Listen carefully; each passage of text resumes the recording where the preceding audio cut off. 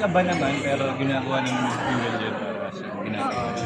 Excitement lang. Alam mo Excitement yung siya. focus ka sa project, focus ka sa trabaho talaga na magawa mo siya ng maayos at masaya. Yun lang yung goal namin. And siguro pag ganun yung energy mo towards the project, mara-reflect naman yun sa mga tao. Guys, how do you maintain your authenticity sa magiging love liver as Di ba lang, ito lang. Hindi. Kami kasi ni Anthony, naghihilaan kami pataas eh. Kasi hindi naman laging masaya yung isa. Pinagandaan. Kunyari lang naman. So yun, nagtutulungan kami talaga. Grabe. Kahit naman sa ibang cast din, ganun naman sa lahat. Pero since kami yung katabaho palagi, got you. Si Anthony kasi grabe yung energy na binibigay niya. Nakakatuwa naman.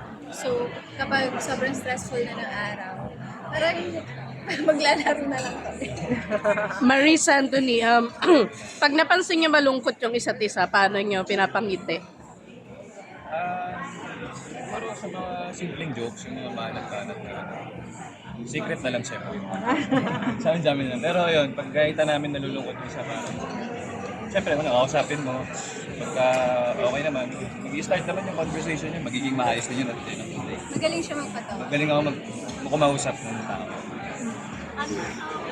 Since na-mention niyo earlier na marami kayong fans, ano napansin niyo yung ng barata? Parang po, parang yun, tapos yun na paano pinipili yung, paano sige yes? Paano pinipili yung matapos?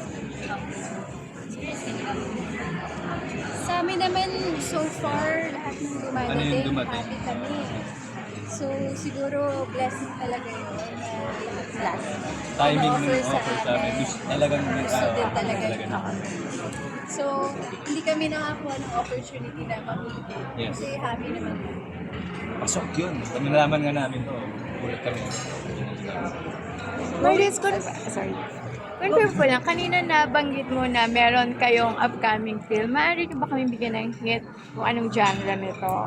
Hala, I think di pa po yan Secret pa talaga. Basta something exciting. Pero is that under Viva kasi Jason Paul. It's under Black Sheep. Ah, okay. Yes. Isang secret. So is this